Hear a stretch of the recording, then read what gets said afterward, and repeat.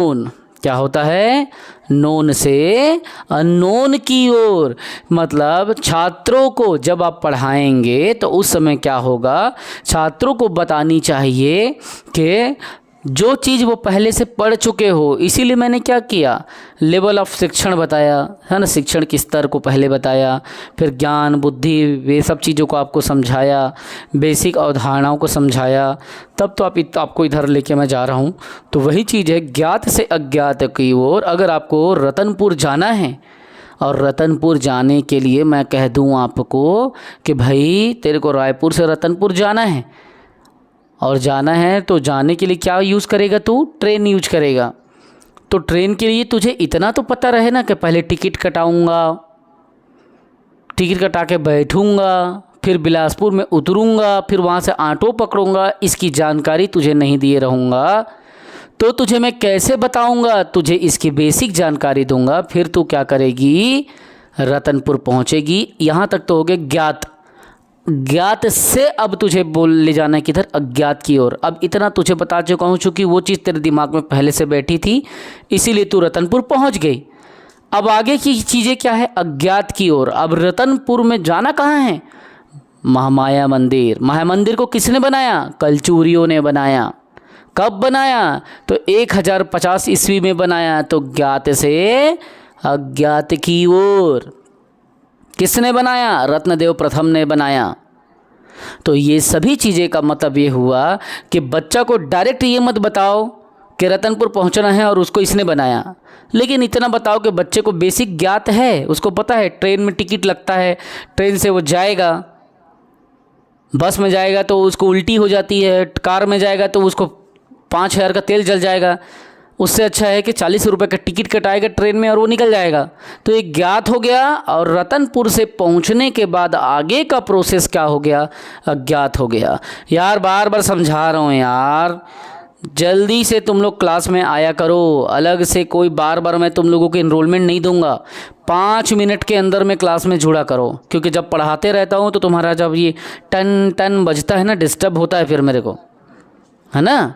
तो ये चीज़ है, जब शिक्षण के कारक की बात आती है, कारक मतलब वो चीज़ें जो पढ़ाने में क्या करती है, इम्पोर्टेंट भूमिका निभाती है।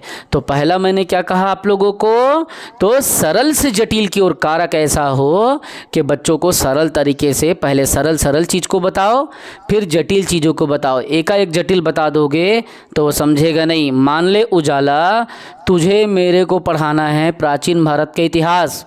अब प्राचीन भारत में ही मैं तुझे ये अगर नहीं बताया कि पूरा पाषाण क्या होता है, मध्य पाषाण क्या होता है, नव पाषाण क्या होता है, तो तू कैसे समझेगी प्राचीन भारत के अभ्यास को। मान ले तुझे मेरे को समझाना है क्या, सिंधु घाटी सभ्यता।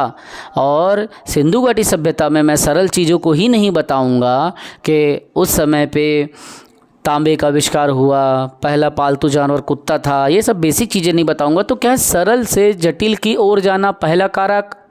दूसरा कारक किसमें, टीचिंग में, शिक्षण में, जब आपको बच्चों को पढ़ाना है तो दूसरा कारक क्या, सरल से जटिल की ओर। पहले सरल चीज़ों को बताओ, फिर जटिल चीज़ों को बताओ। इससे क्या होगा, बच्चों को पढ़ाने में मज़ा आएगा। लेकिन हाँ, कुछ उदाहरण ज़रूर देते रहना। जैसे मैंने अभी उदाहरण दिया किसका, ज्ञात से अज्ञात के लिए रतनपुर का जो एग्ज़ाम्पल दिया, फिर रतनपुर के मंदिर का एग्ज़ाम्पल दिया, उसी तरीके से आपको एग्ज़ाम्पल इसमें दे करके चलना है। फिर आता है आपका क्या, मूर्त से अमूर्त की ओर। अगला जो टॉपिक है इसी में क्या आता है, अगला कारक मूर्त से अमूर्त की ओर।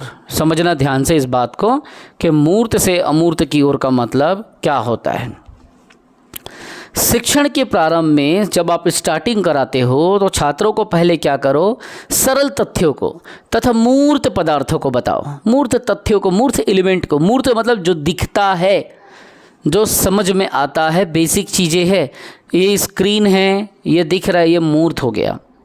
लेकिन स्क्रीन कैसे बना, क्या का कंपोनेंट यूज़ हुआ, वो अमूर्त हो गया। ठीक, तो बच्चों में हमारा क्या कारक होना चाहिए टीचिंग में, मूर्त से अमूर्त की ओर। मतलब स्टार्टिंग में, प्रारंभ में आप बच्चों को क्या बताओ, पहले सरल तथ्यों को बताओ, पहले सरल चीज़ों को बताओ और मूर्त पदार्थ को बताओ कि हाँ भाई ये वाइट बोर्ड है, ये ब्लैक बोर्ड है, इस तरीके से।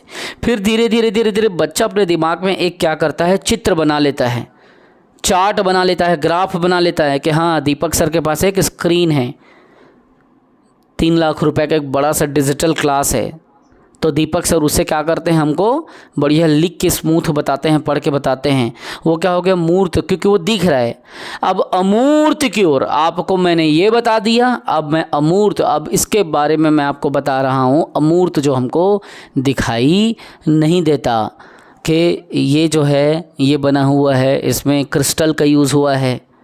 वो धीरे धीरे धीरे धीरे धीरे शिक्षक क्या करता है, बच्चों के दिमाग में ये फिनोमिना क्रिएट कर देता है कि वो पहले मूर्त चीज़ों को बताएगा जो दिख रहा है पहले, और बाद में बच्चे में इतनी क्षमता सृजित हो जाना चाहिए कि बच्चा अमूर्त चीज़ों को भी क्या कर ले, सोच ले और विचार कर ले। तो ये मूर्त से अमूर्त है ना, अमूर्त या सूक्ष्म जो छोटे तथ्य हैं, इसके विषय में जानकारी हमें देनी चाहिए। और बच्चा क्या करे, चार्ट के सहारे से किसी वस्तु का वर्णन कर सके। आप उसको ऐसे समझाओ कि वो ग्राफिकल माध्यम में उस चीज़ को याद कर सके। तो यहाँ पे हमने 3 यहाँ पे कारक देखा। चौथा है अनिश्चित से निश्चित की ओर।